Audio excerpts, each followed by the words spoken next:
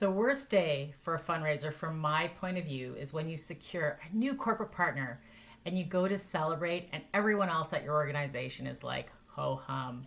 Or worse, they're complaining. Has this ever happened to you? I mean, I had this killer meeting.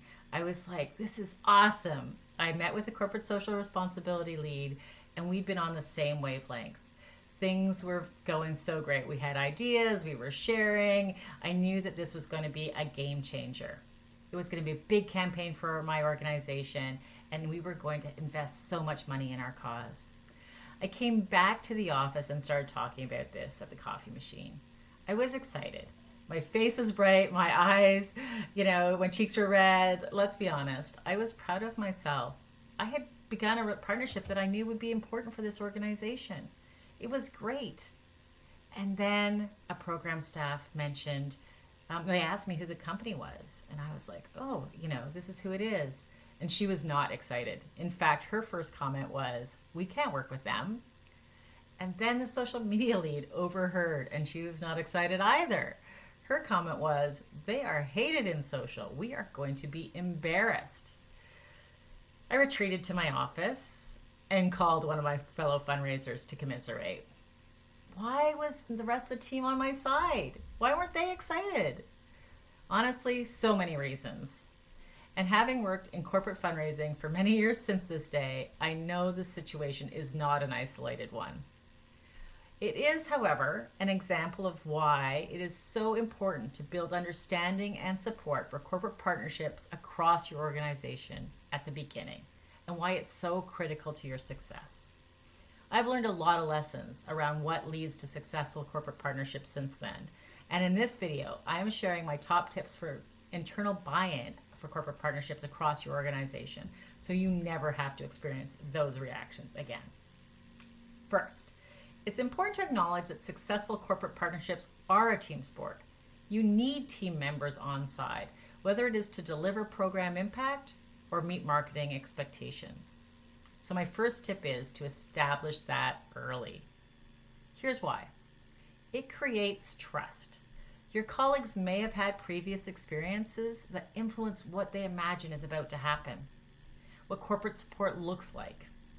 Hearing these concerns early will provide you with important information as you plan.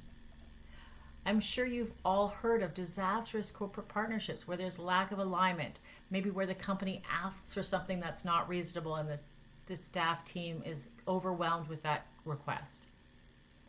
You can manage these situations at your organization so they don't happen.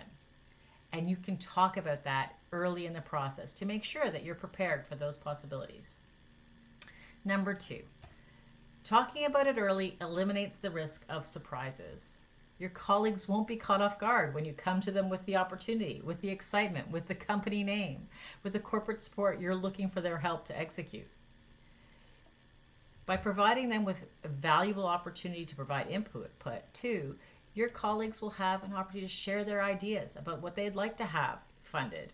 They can also share ideas that they think might be sensitive or areas that they want to feel cautious about. 100% of the time, when I have included marketing staff and program staff to figure out the assets and benefits that we should offer companies, the partnership is better. Believe me, these conversations add richness to what you have to offer, and that's why you want to have them. It also cultivates a spirit of everybody feeling invested. Everyone puts in the effort, then it will feel better at the end. So, start early. Before you start talking to companies, start talking to your team members and develop alignment and support. It's about everybody understanding what the plan is, what their role is, what kind of companies you're going to engage, and what it will look like once that company support is underway. How this will deliver a benefit for your organization. So let's make sure you have that. First, another part of this is like, what order does this happen in? How do you develop this internal buy-in? So first, I do recommend having a clear endorsement for corporate partnerships at the CEO or board level, depending on your organizations. This means that corporate fundraising is not buried within the depths of your budget or within the depths of your strategy underneath an event or underneath annual fund. rather that there's a clear section of your strategic plan or your work plan that talks about corporate partnership and has a budget attached to it. This strategy is called out from the start, and the money that is required to execute against it is there. Whether it's for stewardship moves, marketing deliverables, you have a clear sense of funding, time and resources, and the strategy to make it successful. Second, as I previously said, you want to have internal buy-in, and part of that is about having a collective understanding of the types of companies that you're going to engage with and how you're going to engage with them.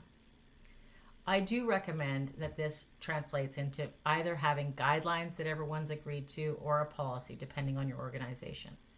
In some organizations, this might come from a group discussion or a workshop to figure out what elements might be included in that sort of document. In other organizations, you as the fundraising lead can draft that and get sign off. So whether it is jointly developed or you develop it and get internal buy-in, you do want to have guidelines for what your corporate partners receive, what kind of companies you will work with, written down. There is a template for this in my time-saving templates to get you started. But even if you have to start from scratch in-house, make sure that this is clear to you and your colleagues. This is one of the most important success factors in making sure that you can deliver on what corporates want and do so with the team on side.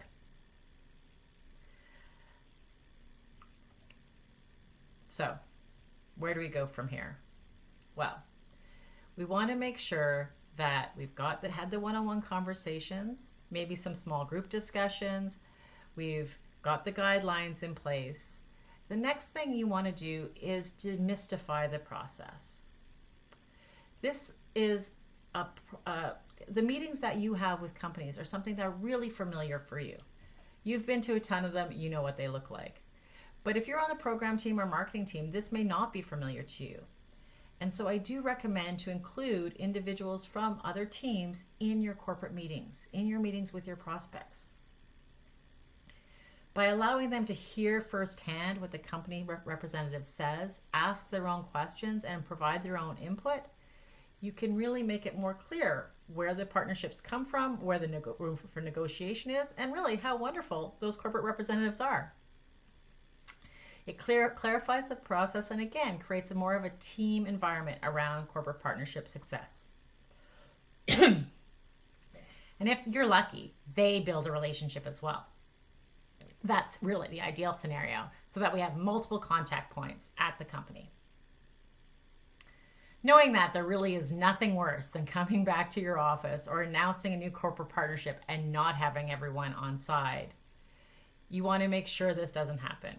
And as I said, the 3 main ways to do that: bring people in early, have clear guidelines, and include them in the process. Engaging your board around corporate partnerships is often also part of the process as well. I haven't addressed this here because there are so many approaches to doing this and so many differences between different organizations. So many, in fact, that I did create my own webinar and ebook related to board engagement in corporate partnerships. So keep your eyes out for the next time I offer that. That will help you with your board engagement on corporate partnerships. But for now, what do I want you to do? I want you to map out some key next steps so you can build this internal support for corporate partnerships. Start with a coffee meeting, writing down some questions, learning from your colleagues. If you found this video helpful, please give it a like and subscribe to future videos.